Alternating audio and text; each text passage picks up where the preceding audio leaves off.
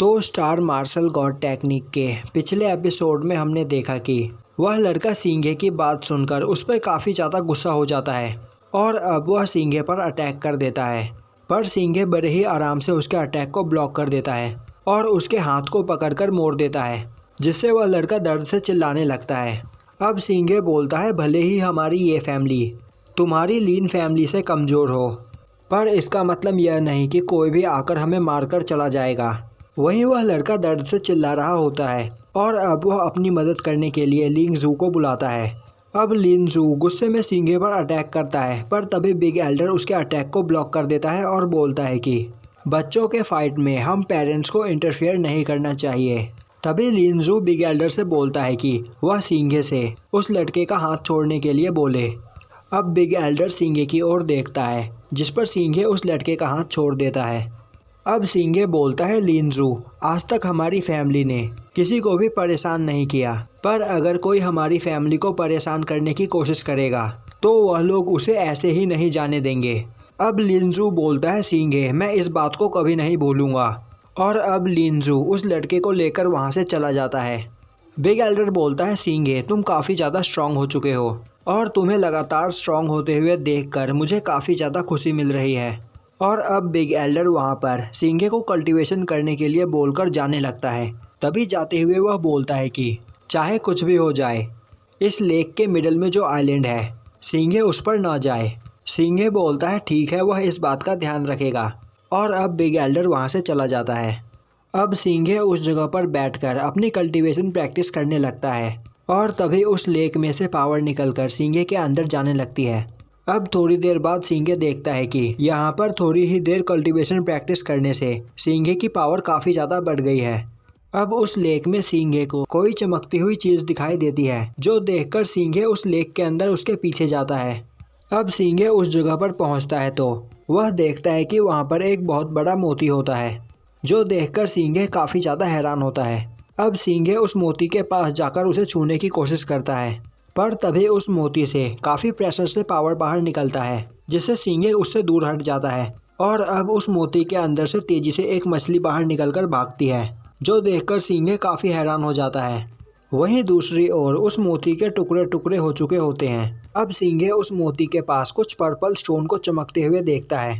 अब सिंघे पास जाकर देखता है तो वह पर्पल जेड होते हैं, जो काफ़ी ज़्यादा फायदेमंद होते हैं। अब सिंघे वहाँ पर और भी सारे पर्पल जेड देखता है, जो देखकर वह काफ़ी ज़्यादा खुश होता है और उन सभी को कलेक्ट कर लेता है। अब सिंघे उस लेक से बाहर आता है तो वह देखता है कि उसके सामने वह लीन फैमिली की लड़की कल्टीवेशन प्रैक्टिस कर रही होती है। और अब सिंघे को देखकर वह लड़की बोलती है कि उसने कभी नहीं सोचा था कि सिंघे यहाँ पर आएगा और उसे सिंघे के चैलेंज के बारे में भी पता है, तो सिंघे को उस चैलेंज को कंप्लीट करने के लिए काफ़ी ज़्यादा मेहनत करनी होगी। सिंघे बोलता है, हाँ, तुमने बिल्कुल सही कहा। अब वह लड़की बोलती है, मैं तुम्हें अभी एक एडवाइस देना चाहती हूँ। अभी तुम्हारे अंदर जितनी स्ट्रेंथ है उस हिसाब से तुम्हें हार मान लेना चाहिए। अब लिन यिन बोलती है, जिस पर्सन को टियांगसेंग एकेडमी से धक्के मारकर बाहर निकाल दिया गया हो, वह लिन यिन से शादी करने के लायक नहीं है। तभी सिंघे हंसता हुआ बोलता है, लिन यिन, तुम काफ़ी ज़्यादा कॉन्फिडेंट हो, पर मैं तुम्हें एक बात बता देना चाहता हूँ कि अगर मैं उस कंपटीशन में जीत भी गया तो मैं तुमसे शादी नहीं करूँगा। यह सुनकर लिन यिन गुस्सा हो जाती है और बोलती है कि सिंघे की ऐसा बोलने की हिम्मत कैसे हुई। अब सिंघे बोलता है कि तुम सोचती हो कि लैनली सिटी में सबसे ज़्यादा स्मार्ट तुम ही हो और तुम्हारे सामने बाकी सब ट्रैश है। पर सिंघे इस बारे में लिन यिन से कोई भी आर्ग्यू नहीं करना चाहता है। पर आज से 10 साल बाद सिंघे इतना ज़्यादा पावरफुल हो जाएगा कि वह कभी भी लिन यिन से नहीं हारेगा। यह सुनकर लिन यिन हंसते हुए बोलती है, तो ठीक है, चलो देखते हैं कि 10 साल में तुम कितने ज़्यादा पावरफुल हो पाते हो। और अब लिन यिन वहाँ से चली जाती है। अब सिंघे भी अपने विलेज की ओर वापस जाने लगता है। वहीं हमें एक जगह पर उस लेक में तैरती हुई वह मछली दिखाई जाती है, जो थोड़ी ही देर में वहाँ से गायब हो जाती है। अब हमें टूर्नामेंट का दिन दिखाया जाता है, जहाँ पर काफ़ी सारी भीड़ लगी होती है। वहीं एक जगह पर लिन यिन बैठी होती है और एक आदमी बोल रहा होता है कि आज के इस टूर्नामेंट में काफ़ी सारे जीनियस लोग आए हैं और उनमें से जो भी यहाँ पर इस टूर्नामेंट में जीतेगा उसे यहाँ पर लिन यिन से शादी करने का मौका मिलेगा। वहीं पर सिंघे देख रहा होता है कि इस टूर्नामेंट में कई सारी ताकतवर फैमिलीज आई होती है। वहीं पर लोग आपस में बात कर रहे होते हैं कि न्यू जनरेशन में लिंग यिन सबसे ज़्यादा पावरफुल है, यहाँ तक कि आज तक उसे कोई भी नहीं हरा पाया। यह सुनकर दूसरा पर्सन बोलता है तो फिर लीन फैमिली इसकी शादी क्यों करवा रहे हैं। तभी दूसरा पर्सन बोलता है लीन फैमिली लीन यिन की शादी करवा के एक पॉलिटिकल मैरिज करना चाहते हैं, जिससे उनकी फैमिली और भी ज़्यादा स्ट्रॉन्ग बन सके। वहीं पर सिंघे सोच रहा होता है कि यहाँ पर कई सारी स्ट्रॉन्ग फैमिलीज आई है और इनमें से किसी एक से शादी करने के बाद लीन फैमिली और भी ज़्यादा पावरफुल हो जाएगा। यह मैरिज भी एक पॉलिटिकल मैरिज है, बिल्कुल आन सुंग यून की तरह। और तभी सिंघे वहाँ पर जाओ यान को देखता है। अब वहाँ पर वह आदमी उस कंपटीशन के रूल समझाता है और बोलता है कि इस कंपटीशन में कोई भी पार्टिसिपेट कर सकता है, पर फाइट के दौरान अगर वह पर्सन इस अरीना से बाहर गिर गया तो वह हार जाएगा और लास्ट में जो पार्टिसिपेंट जीतेगा वो यहाँ पर लीन यी को चैलेंज करेगा। और अगर उसने लीन यिन को हरा दिया तो उसके बाद वह लीन यिन से शादी कर सकता है। और तभी अरीना में एक लड़का आता है और बोलता है कि मेरा नाम लीन हाओ है और मैं अभी हेवनली रेलम के 3rd लेवल पर हूँ और वह लीन हाओ का कज़न ब्रदर है। और इस कंपटीशन में सभी पार्टिसिपेंट को पहले लीन हाओ को फेस करना होगा।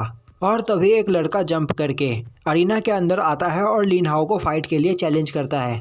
और अब उन दोनों में फाइट स्टार्ट होती है, जिसमें वह लड़का लीन हाओ को बड़े ही आराम से अरीना के बाहर फेंक देता है और जीत जाता है। और अब उस लड़के को चैलेंज करने के लिए दूसरा लड़का अरीना में आता है और अब वह लड़का बड़े ही आराम से पहले लड़के को हरा देता है। और अब अरीना में जाओ यान की एंट्री होती है और वह बोलता है कि वह यहाँ पर यह सब तमाशा देखकर थक चुका है, तो वह इस फाइट को बहुत जल्दी ही ख़त्म कर देगा। यह सुनकर उस लड़के को गुस्सा आ जाता है और अब वह अपने ड्रैगन फॉर्म में आकर जाओ यान पर अटैक कर देता है। पर जाओ यान बड़े ही आराम से अपने एक ही अटैक में उस लड़के को अरीना के बाहर फेंक देता है। वहीं पर जाओ यान की यह पावर देखकर लिंग यिन सोचने लगती है कि अब जाओ यान पहले से काफ़ी ज़्यादा पावरफुल हो चुका है। अब वहाँ पर जाओ यान फाइट करने के लिए सिंघे को चैलेंज करता है और अब सिंघे अरीना में जाने लगता है। तभी बिग एल्डर बोलता है कि सिंघे जाओ यान काफ़ी ज़्यादा पावरफुल है और अगर तुम्हें लगे कि तुम जाओ यान को नहीं हरा पाओगे तो तुम हार मान लेना। सिंघे बोलता है ठीक है और अब सिंघे अरीना में एंटर करता है। और तभी वहाँ पर लियांग यू आन सुंग यून के साथ आ जाता है। अब सभी लोग वहाँ पर लियांग यू के बैठने के लिए जगह बनाते हैं। अब लियांग यू एक लड़के के पास जाकर बोलता है तो ली होंग हमें मिले काफ़ी दिन हो चुके हैं। अब ली होंग वहाँ पर लियांग यू को देखकर काफ़ी ज़्यादा खुश होता है और बोलता है कि आज लियांग यू यहाँ पर क्या करने के लिए आया है। अब लियांग यू बताता है कि वह यहाँ पर यह फाइट को देखने के लिए आया है, क्योंकि अरीना में जो फाइट कर रहा है वह लियांग यू और आन सुंग यून का दोस्त है। ली होंग बोलता है तो क्या जाओ यान तुम्हारा दोस्त है। लियांग यू बोलता है नहीं जाओ यान नहीं, बल्कि जाओ यान से जो फाइट कर रहा है वह मेरा दोस्त है। यह देखकर ली होंग स्माइल करता है और बोलता है कि अब उसे यह फाइट देखने में काफ़ी मज़ा आएगा। और ये एपिसोड यहीं पर ख़त्म हो जाता है।